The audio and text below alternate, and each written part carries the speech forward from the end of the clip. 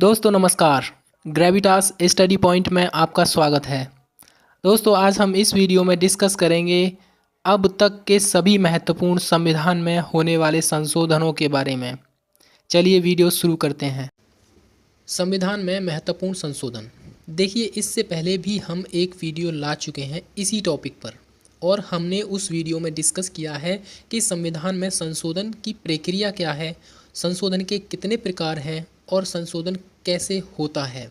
हमने उस वीडियो में इन सभी तथ्यों को कंप्लीट किया है। बाकी आज हम इस वीडियो में जो महत्वपूर्ण संविधान में संशोधन हुए हैं वे सभी हम इस वीडियो में डिस्कस करेंगे। अगर आपको यह जानना है कि संविधान में संशोधन की प्रक्रिया कितने प्रकार हैं तो आपको वह वीडियो अवश्य देखना चाहिए। ठीक है जी। और इस उस वाले वीडियो का लिंक हम इस वीडियो के डिस्क्रिप्शन में दे देते हैं। चलिए इस वीडियो को शुरू करते हैं। संविधान में महत्वपूर्ण संशोधन। देखो, प्रथम संविधान संशोधन वर्ष 1951 में होता है, जिसमें 9वीं अनुसूची जोड़ी जाती है। 9वीं अनुसूची भूमि सुधार से संबंधित थी। 7वां संविधान संशोधन वर्ष 1956 में होता है। राज्यों के 4 वर्गों की समाप्ति हो जाती है और उनके स्थान पर 14 नए राज्य और 6 केंद्र शासित प्रदेश उभर कर सामने आते हैं। आपको बता दूं मैं कि वर्ष 1956 तक राज्यों को वर्गों में बांटा गया था, जैसे ABCD, इस तरह से क ख ग घ, इस तरह से उन वर्गों में बांटा गया। और 7वां संविधान संशोधन होता है तो उसके बाद राज्यों को, यानी कि पूरे भारत को राज्य और केंद्र शासित प्रदेश में बांटा जाता है। ठीक है जी। दूसरा प्रोविज़न इसमें किया गया था कि 2 या 2 से अधिक राज्यों के बीच सामूहिक न्यायालयों की स्थापना, यानी कि एक ही हाई कोर्ट के अंदर 2 या 2 से अधिक राज्यों की सुनवाई हो सकती है, राज्यों को शामिल किया गया था। ठीक है जी। जैसे कि चंडीगढ़ हाई कोर्ट में हरियाणा और पंजाब दोनों का ही हाई कोर्ट सम्मिलित है। 10वां संविधान संशोधन वर्ष 1961 में होता है। दादर नागर हवेली को भारतीय संघ में जोड़ दिया जाता है। 12वां संविधान संशोधन 1962 गोवा व दमन द्वीप को भारतीय संघ में जोड़ा जाता है। ध्यान रखना, गोवा को और दमन व द्वीप को भारतीय संघ में जोड़ा जाता है 12वें संविधान संशोधन के माध्यम से वर्ष 1962 में। 13वां संविधान संशोधन भी 1962 में होता है और नागालैंड को राज्य का दर्जा दिया जाता है और इसके लिए विशेष उपबंध किए जाते हैं। चलिए, 14वां संविधान संशोधन भी 1962 को होता है और पुदुचेरी को भारतीय संघ में शामिल कर लिया जाता है इस संशोधन के माध्यम से। ठीक है जी। और 15वां संविधान संशोधन 1963 में होता है। इसमें क्या होता है कि हाई कोर्ट के जजों की जो सेवानिवृत्ति, रिटायरमेंट की जो एज थी वो 60 वर्ष से बढ़ाकर 62 वर्ष कर दी जाती है। 21वां संविधान संशोधन, इसमें जो मूल संविधान में भाषाएं थीं, हमारी 8वीं अनुसूची में भाषाओं का उल्लेख किया गया है और मूल संविधान में 14 भाषाएं थीं, लेकिन 21वां संविधान संशोधन 1967 में होता है और 8वीं अनुसूची में 15वीं भाषा जोड़ दी जाती है जो कि थी सिंधी। ओके जी। 22वां संविधान संशोधन 1969 में होता है। असम से एक अलग स्वायत्त राज्य बनता है मेघालय, यानी मेघालय का निर्माण वर्ष 1969 में होता है। 24वां संविधान संशोधन वर्ष 1971 में। संविधान संशोधन विधेयक पर मंजूरी देने के लिए राष्ट्रपति जी को बाध्य कर दिया जाता है, यानी कि राष्ट्रपति जी अपनी अनुमति देंगे ही देंगे, ना तो वो अपने पास रख सकते हैं संविधान संशोधन विधेयक को और ना ही संसद को वापस लौटा सकते हैं, उनको मंजूरी देनी ही पड़ेगी। ऐसा किया गया वर्ष 1971 में 24वें संविधान संशोधन के माध्यम से। 31वां संविधान संशोधन 1972 में होता है और इसमें लोकसभा की सीटों को 525 से बढ़ाकर 545 कर दी जाती हैं। ध्यान रखना, 31वां। चलिए,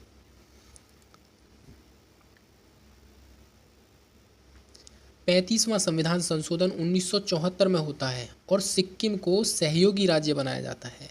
ध्यान रखना, सिक्किम को अभी सहयोगी राज्य बनाया जाता है 35वें संविधान संशोधन के माध्यम से, लेकिन 36वें संविधान संशोधन के माध्यम से अगले वर्ष यानी कि 1975 में सिक्किम को भारतीय संघ का पूर्ण राज्य बना दिया जाता है। यानी कि 36वां संविधान संशोधन सिक्किम को भारतीय संघ में एक पूर्ण राज्य का दर्जा देता है।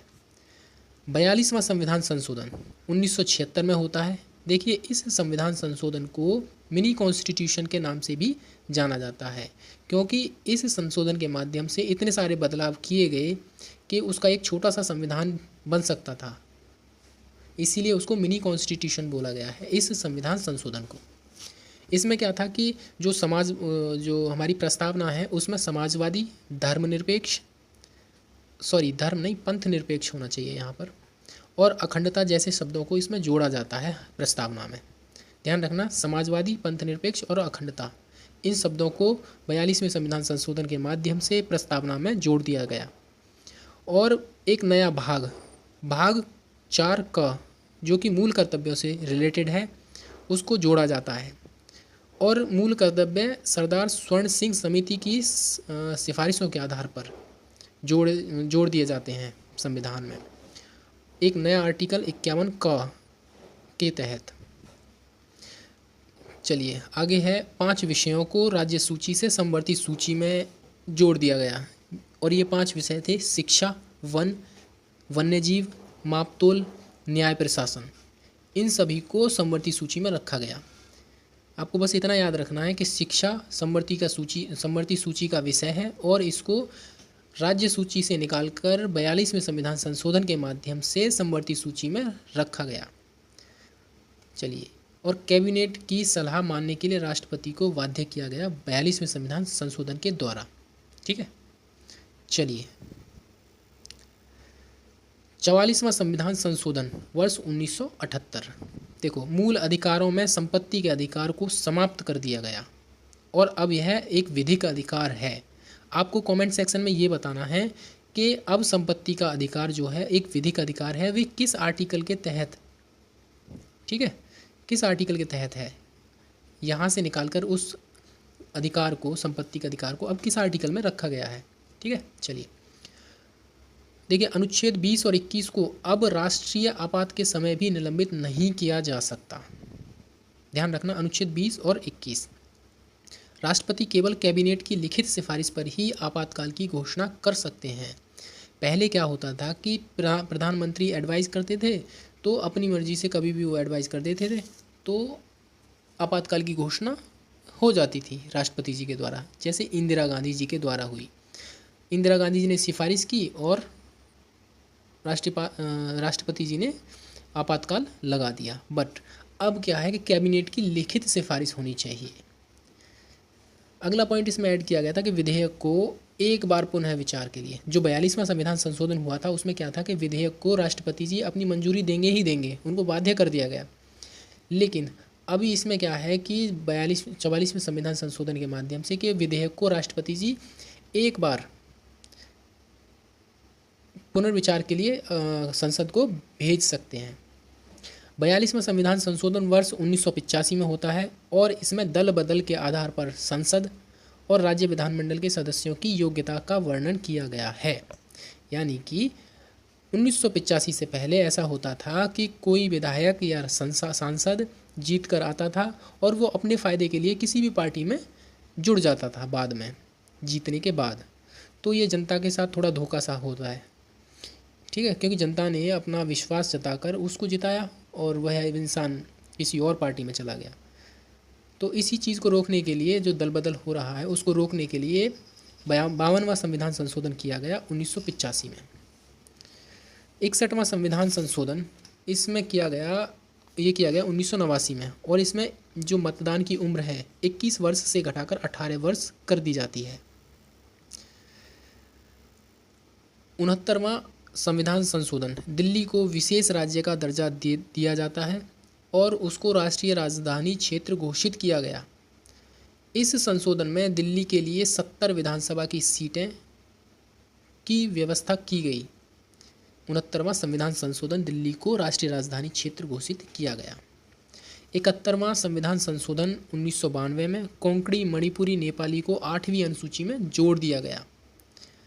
73वां संविधान संशोधन 1992 में, इसमें 11वीं अनुसूची जोड़ी गई, जो कि पंचायती राज संस्थाओं को संवैधानिक दर्जा दिया जाता है। ठीक है, और इसमें 29 विषय थे। 74वां संविधान संशोधन 92 में ही किया गया और इसमें 12वीं अनुसूची जोड़ी गई जिसमें शहरी स्थानीय निकाय को संवैधानिक दर्जा दिया गया और इसमें विषय थे 18। और 86वां संविधान संशोधन वर्ष 2002 में होता है। प्रारंभिक शिक्षा को मूल अधिकार बना दिया गया। ध्यान रखना, 86वें संविधान संशोधन के द्वारा प्रारंभिक शिक्षा को मूल अधिकार बना दिया गया। अनुच्छेद 21 का जोड़ दिया जाता है जिसमें 6 से 14 वर्ष के बच्चों को निःशुल्क और प्रारंभिक शिक्षा दी जाती है। ठीक है जी, चलिए आगे बढ़े।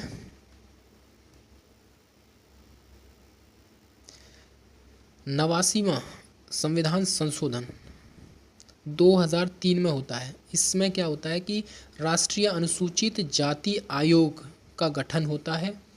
उससे अलग होकर राष्ट्रीय अनुसूचित जनजाति आयोग का गठन किया जाता है अनुच्छेद संख्या 338 सेक्शन क के तहत। ठीक है जी। 91वां संविधान संशोधन 2003 में होता है। मंत्रियों की अधिकतम संख्या लोकसभा की सदस्य संख्या के 15% से ज़्यादा नहीं होनी चाहिए। यानी कि जो लोकसभा में कुल सीटें हैं उसका 15% से ज़्यादा मंत्री नहीं होने चाहिए। ठीक है जी। 92वां संविधान संशोधन 2003 में होता है और इसमें 8वीं अनुसूची में बोडो, डोगरी, मैथिली, संथाली भाषाओं को जोड़ दिया जाता है। अब जो कुल भाषाएं हैं वे हैं 22। 96वां संविधान संशोधन 2011 में होता है और इसमें क्या होता है कि उड़िया के स्थान पर ओडिया शब्द को अब प्रयोग में लाया जाएगा। ओके, चलिए।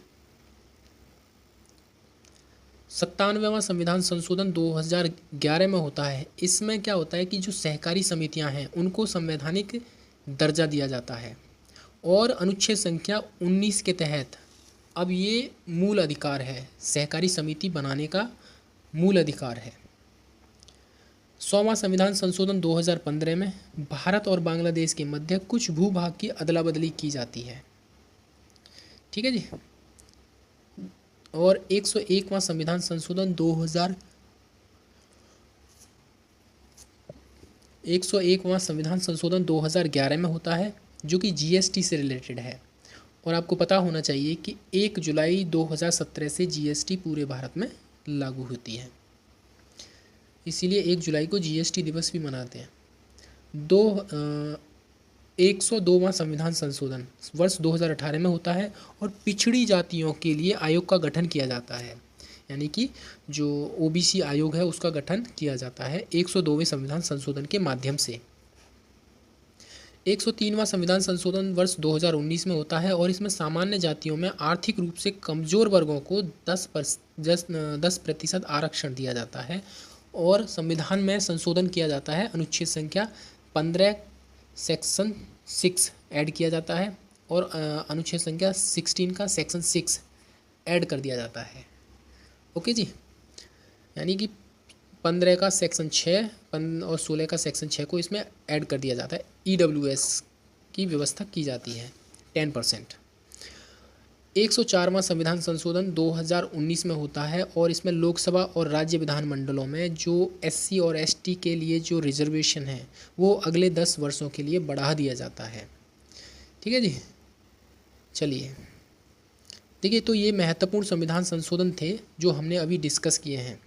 अगर वीडियो अच्छा लगा है तो चैनल को प्लीज़ सब्सक्राइब कर लीजिए और बेल आइकॉन को भी दबाइए ताकि आने वाली नोटिफिकेशन आपको टाइम पर मिल सके। चलिए, फ़िलहाल इस वीडियो में इतना ही।